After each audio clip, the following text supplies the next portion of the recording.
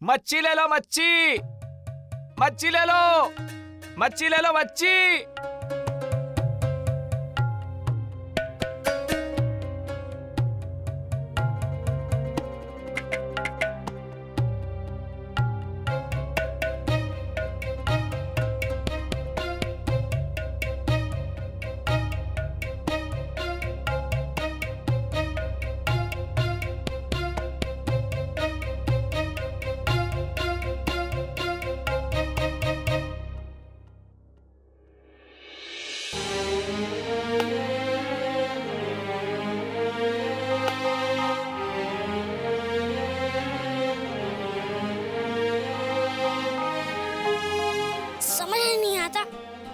ये लकड़ी को कैसे तोड़े हम? हमें तो आते ही नहीं।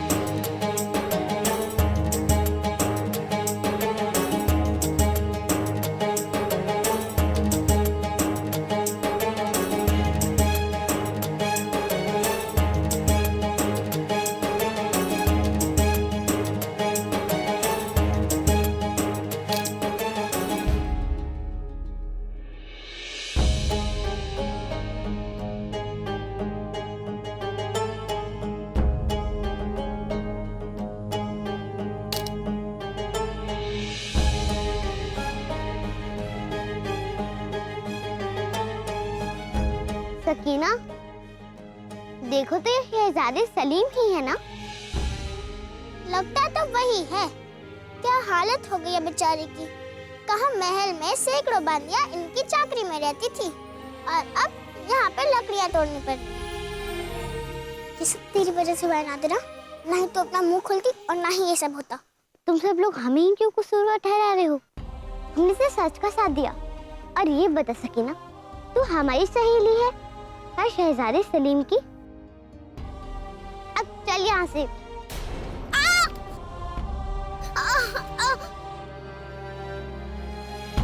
तुम्हें क्या लगता है तुमने जो किया वो सही था नादिरा?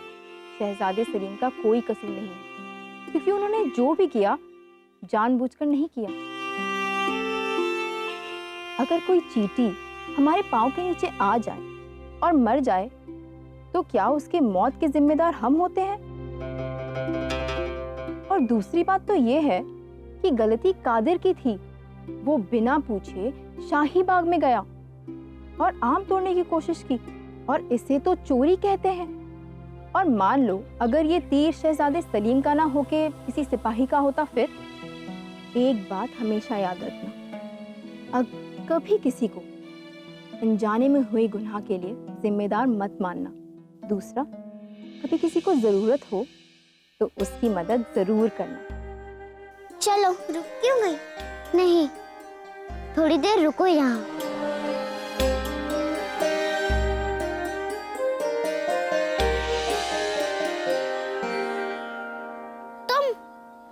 तुम यहाँ क्यों आई हो? जाओ यहाँ से।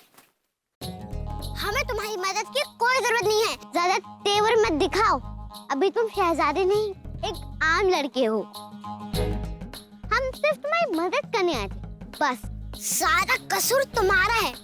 जब जब तुम हमसे टकराती हो, कोई ना कोई मुश्किल हमारे सामने आ जाती है। हम तुम्हारी मदद इसलिए कर रहे हैं क्योंकि हमारी अम्मी जान ने कहा है। कोई जरूरत नहीं है, हम ये काम खुद भी कर सकते हैं। हंस क्यों रही हो? क्योंकि इतनी लकड़ियों में ना एक चूल्हा भी गर्म नहीं होगा।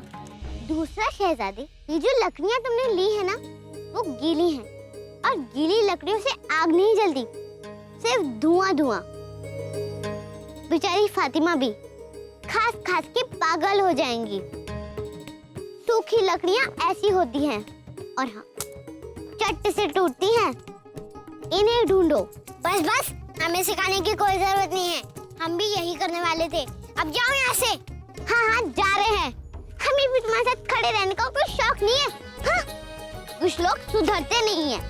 लकड़ियाँ ढूंढने चले हैं, लेकिन गीली और सूखी में फर्क नहीं पता इन्हें। हाँ, हमें पता है सूखी लकड़ियाँ कैसी होती हैं। चल सकीना।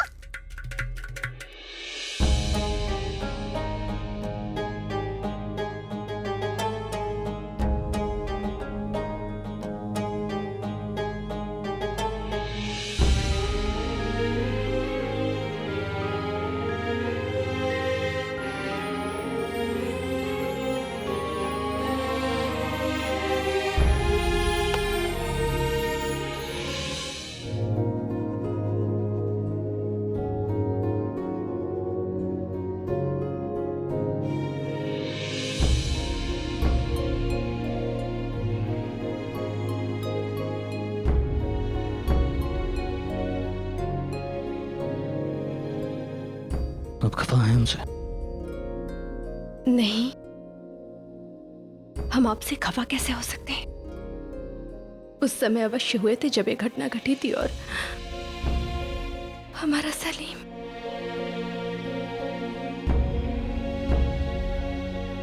बहुत याद आ रही है शेखू बाबा की। आपके दंड में ये तो कहीं शामिल नहीं था ना कि हम अपने बच्चे को याद भी नहीं कर सकते? हमारी सजा में ये भी शामिल नहीं था कि आप खाना पीना छोड़ दें।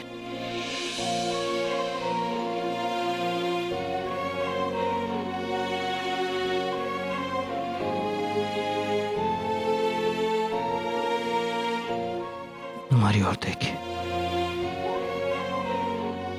क्या लगता है आपको कि हम शेखू बाबा के दुश्मन हैं?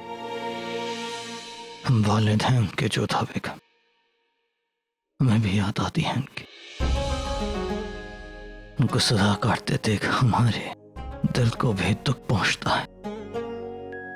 अब अच्छी तरह जानते हैं कि कितनी ही मुश्किल के बाद हमें शेखू बाबा नसीब हुए हैं।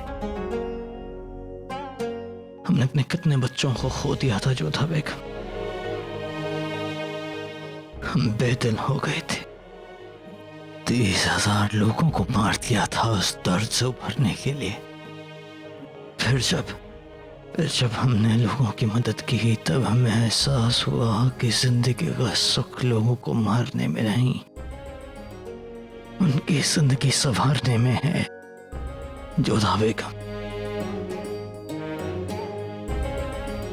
ये खुदा का करम ही तो है कि जिस पल को महसूस हमने जिंदगी में इतने वक्त बर्बाद करके किया, शेखू बाबा उसे इतनी जल्दी महसूस कर रहे हैं। गरीब लोगों के बीच रहने का, एक आम इंसान की तरह जिंदगी जीने का, उनकी मदद करने का उन्हें एक मौका मिल रहा है। क्या ये खुदा की एक मेहर नहीं है? जोधा बेगम, हम पहले एक सिपाही थे, आपसे मिले, फिर इंसान बने। लेकिन शेखू बाबा पहले इंसान बनने जा रहे हैं, फिर सिपाही बनेंगे। क्या ये खुदा की मेहर नहीं? क्या आप जानती हैं कि अपना काम कितनी सलीके से कर रहे हैं वो?